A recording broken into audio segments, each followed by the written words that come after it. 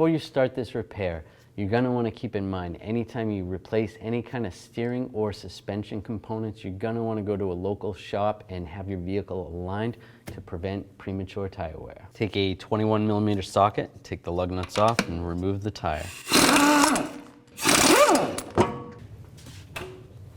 Take a 22mm wrench, loosen up this jam nut.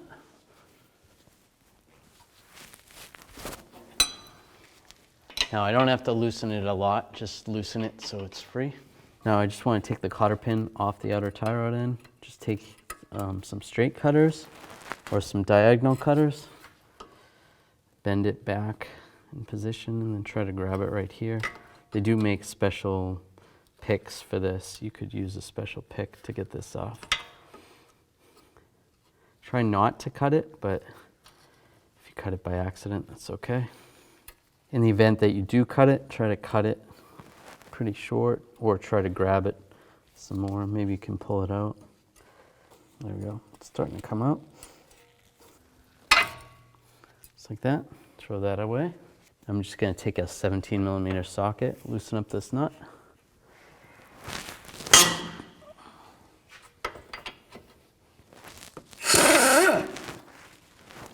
Take that off. And if you're going to reuse the outer tie rod end, you might want to use a special tool, like a front end tool kit that you can grab right here and then press down on the tie rod end. We're going to replace ours. So I'm just going to use a hammer and hammer it down. You wouldn't want to do this if you're going to reuse it because you don't want to mushroom the end of it. You could always put the nut on the end, and that would prevent it from happening as well. And then when I remove the outer tie rod end, I'm going to count how many times I turn it. So 1, 2, 3, 13, 14, 15. So 15 turns. So I'm going to install the new one, 15 turns the same way. All right, I just take a marker or a crayon and just write 15 right there, just so I remember how many turns. And I do that on either side if I'm doing the other side as well. Now I'm going to take some locking pliers, or I could take a wrench. There's an area on the inner tie rod end that you could fit a wrench on.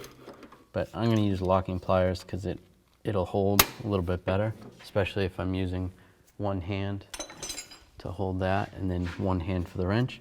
I'm just going to use this 22mm wrench, loosen this nut up. We want to take it off the inner tie rod end. Now be careful of the boot. The boot is twisting, so I'm just going to hold the boot. I'm going to try to have the locking pliers up against the body of the car, so it makes it a little bit easier to remove this. Just going to use a little rust penetrant.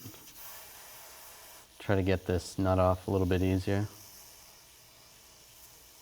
All right, I'm actually going to put a pipe on the end of the locking pliers to prevent this from spinning. It'll make it a little easier. All right. And just remove this nut. And take that nut off. Take those locking pliers off. There's a little hose clamp right here. Just take some hose clamp pliers or some regular pliers. Take that off. Now there's a clamp on the inside of this boot. I'm just going to take a straight blade screwdriver, and there's this little section right here. Just get in there and try to spread the clamp if you can, just like that. The clamp's really not reusable. Sometimes you can try to reuse them, but for the most part you're going to need a new clamp, or even to use a wire tie to hold this on. You might be able to grab the boot and just twist it. If you have to pry it open a little bit more. Use a bigger screwdriver. Pop that clamp off, just like that. Now you can grab the boot, give it a twist while you pull it, pop it off there, and then same down here. You can sometimes use a pick or a pocket screwdriver. Just pull it forward and then just try to get underneath there. And just spread it a little bit. Pop it off. There's the boot. I'm going to take some locking pliers and I want to go onto the shaft that comes out of the steering rack, right behind the inner tie rod end, and just lock it on there, just like that. And you're going to have to be able to grab it. So if you have it angled more closer to the frame, that would work as well. And then you're going to need an inner tie rod tool. This one works with a bit that goes on the inside here. You just line up the one that fits, and then this piece slides over.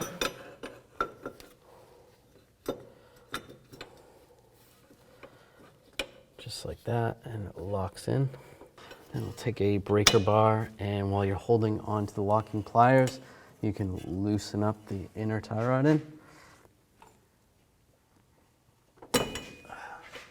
The reason why you want to hold the locking pliers is because you don't want to put a lot of pressure on the steering rack, because that's going to, if you just loosen it up just with the steering rack, it's going to be too much pressure. But once you get it loose, then it's good, and you can just use the tool. And there we go. Now the inner tie rod is in here, and just slide it up. Just going to take a little bit of thread locker, put it on the threads of the inner tie rod end, on the inner side. And take the tie rod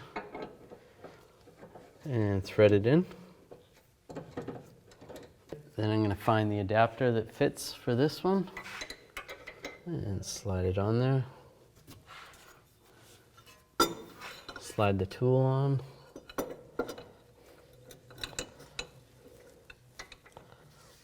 While holding those locking pliers, I'm going to use a torque wrench and torque this to 44 foot-pounds.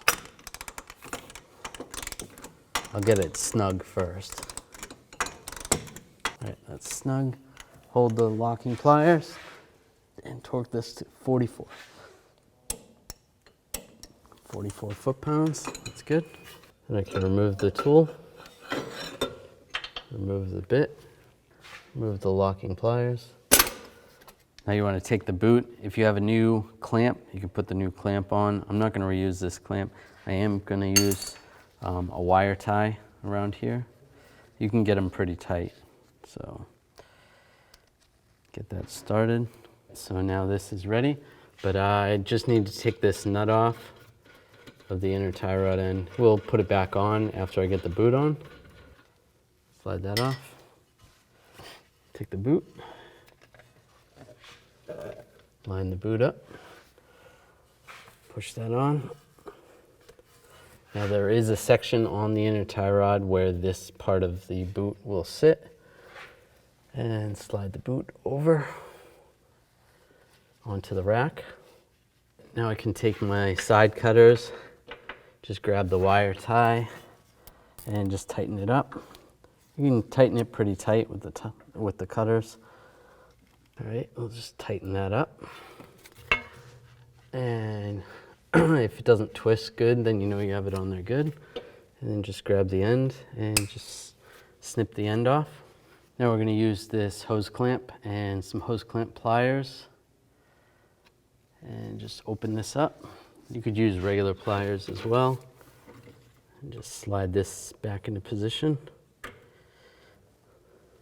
Lock it right there. And this nut's going to go back on. Reinstall that nut. Now take the outer tie rod end. You can take this nut off. I'll slide that on after. And just line this up with the outer tie rod end. You might have to move it a little bit. And once you get it started, count the threads. 1, 2, 14, and 15. All right, now take the outer tie rod end. You want to line it up with the knuckle.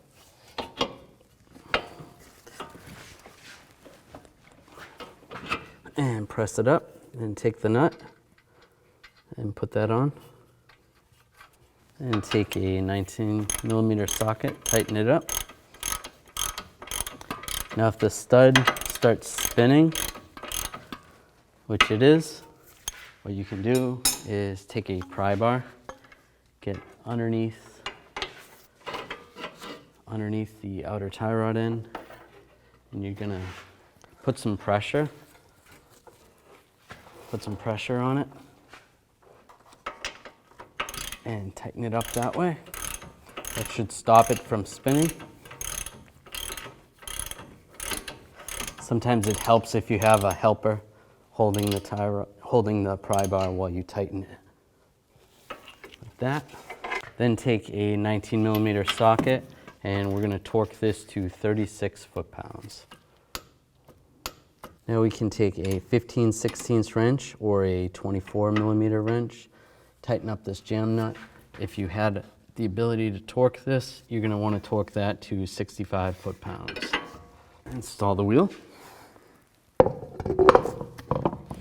and the lug nuts.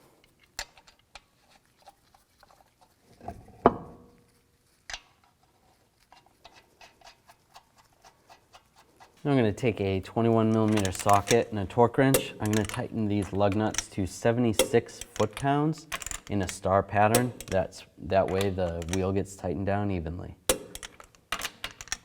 I can go around again, just double check.